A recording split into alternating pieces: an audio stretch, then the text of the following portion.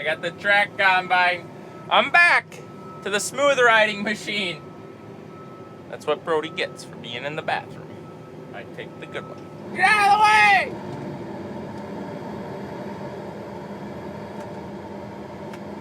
way!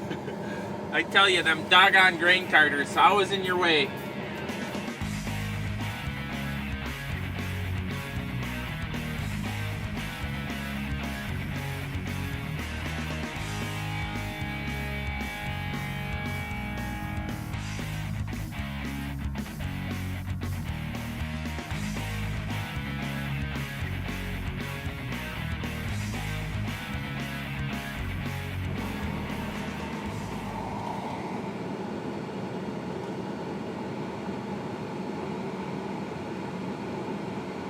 There goes Eric. He's loaded up with 2 semi-loads. Semis are sitting on the headlands. This is a half section, but there's some ditches and groves that we cut out. So it's been kind of slow. Normally we load trucks on each end of the field, so there'll be a lot of radio talk today. So when the truck is a couple miles away, they ask which end they want to go to, and whichever end the loaded cart is closest to is where the trucks go. But they've been kind of on top of us. Just because we've been opening up, and we finally just got cut through, punched through here, and loaded him up. Big 2596 is going to load 2 semis back to back.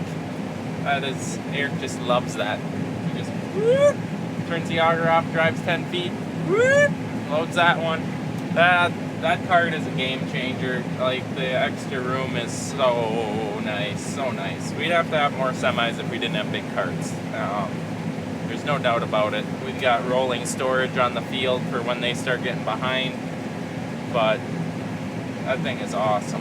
Alrighty, so everything's going good. We are doing some test plot stuff out here for our own knowledge.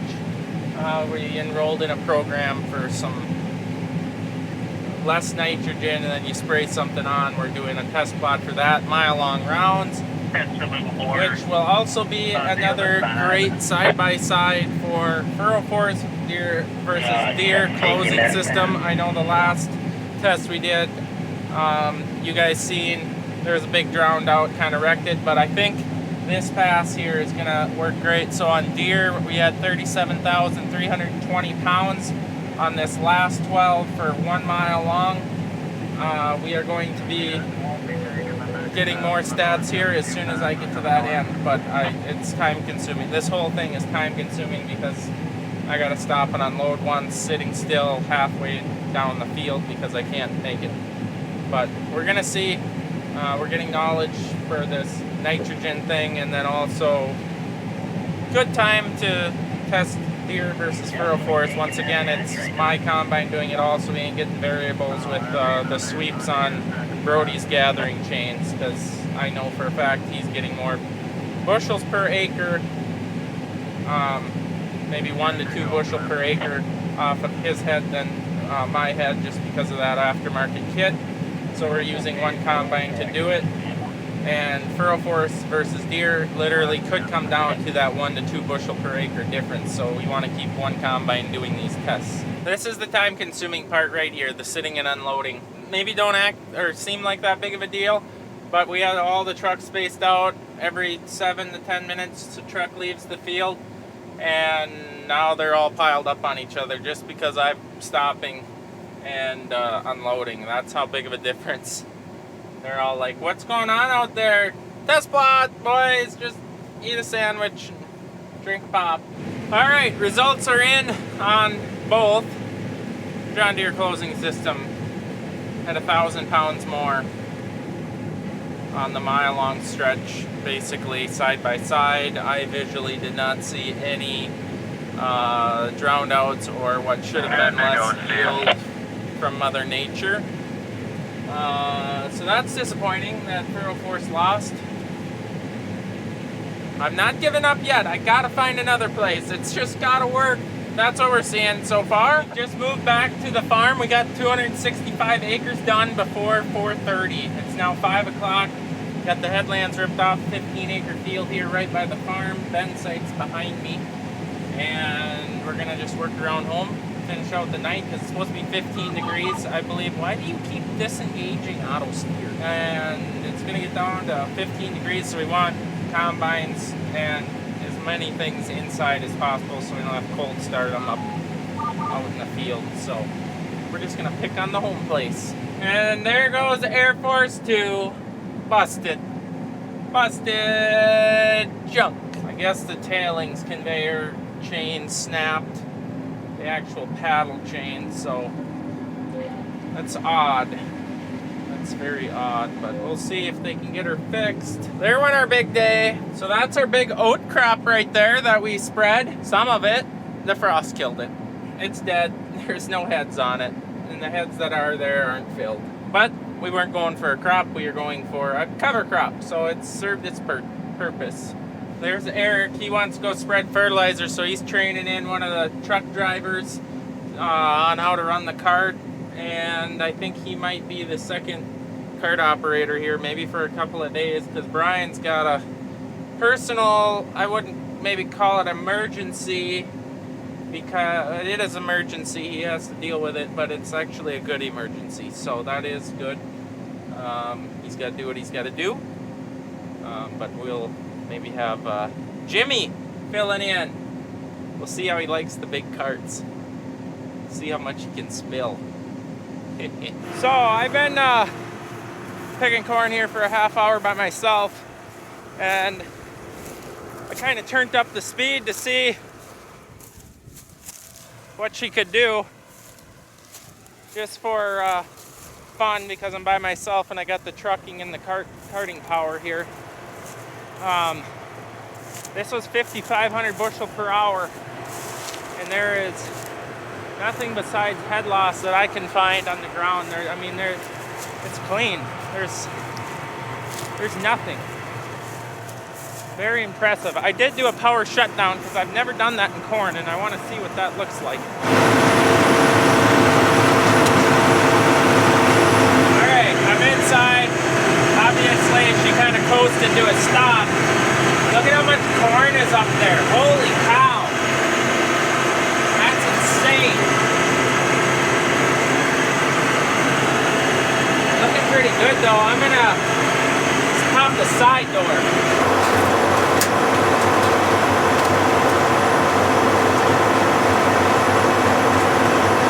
So I wanted to do a power shutdown because I have literally never done it in corn, so I want to see what it looks like inside a combine. Now granted, it seems to have idled itself down and kind of emptied itself out, but I'm just checking. There's the corn cob. This is the rotor. This is what it looks like when it's getting crushed out of the rotor. A lot of trash. I got a ton of trash in there. You can see this. Shoe augers are full. Good quality. As far as in the tank, that's what that looks like. I want you to know that this machine is far from a stock machine. I mean, I have this thing very far from stock. I have Estes concaves in it, so that allows a lot more thrashing. And, oh, hang on, I forgot to put my auger over. Oh, sorry, I got distracted there. So, Estes concaves, so they brag about throughput and grain quality, and we tried them out. They're in this machine. We can't really up our throughput just because our leg is maxed out. Now with one combine, I'm testing that, and it's impressive. I got the pre-cleaner taken out. That I noticed right away. Do that. Definitely do that. And then there's Estes suggests some fingers behind, or where you take the pre-cleaner out, put fingers in, little plastic fingers. It's actually a John Deere part number. Put those in there. And then for edible beans, we have a slowdown kit on the feed accelerator and on the feeder house to improve grain quality. Overall, very impressed with it. You run your top chaffer a little bit more closed, and I'm running full wind, 1350 wind, 280 rotor, and 234 rotor clearance. So that's just what I've got set up in this one. Those settings might not work for another guy that don't have a bunch of mods to their combine. but I'm very satisfied with how this thing is performing. It's dialed in pretty sweet. So I was just sitting here and actually thinking about this. We used to run two 9870s in corn harvest, and we'd get about 32 to 3,500 bushel an hour out of one machine, so 6,000 to 7,000 bushel per hour. 7's pushing it. We never really got that. 6,000, I would say, was a number that we could push in nice open fields. Now this is talking going up and down, not averages with road travel and stuff.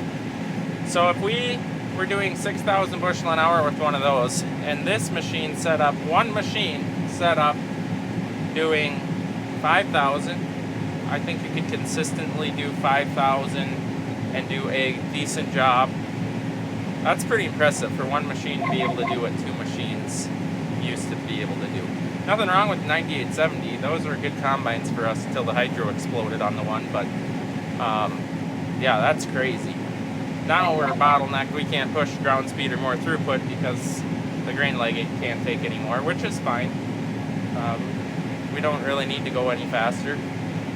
We're getting done in a timely manner, but I'm just showing what it can be. That's pretty cool. I geek out about this stuff. It's so fun combining at the home place.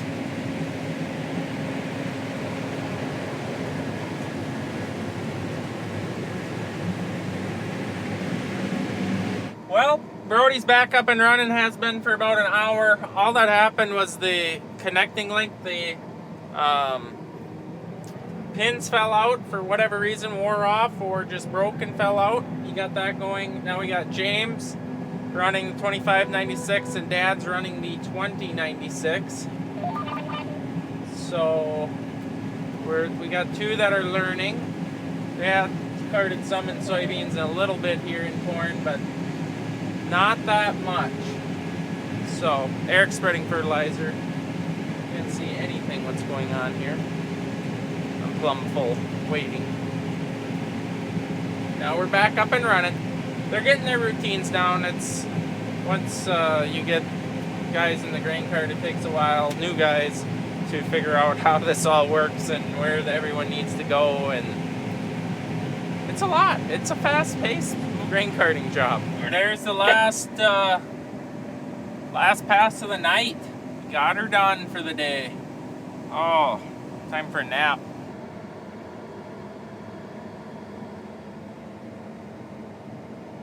Well, we're gonna see if we can get 2 combines and 2 grain carts in here. I think it's possible. It's gonna get so cold we want everything inside. It's not your first time running grain cart. Not the cart that big. You did good. I could tell. It started to come back to me a little bit. But. He's no rookie, Eric. I know.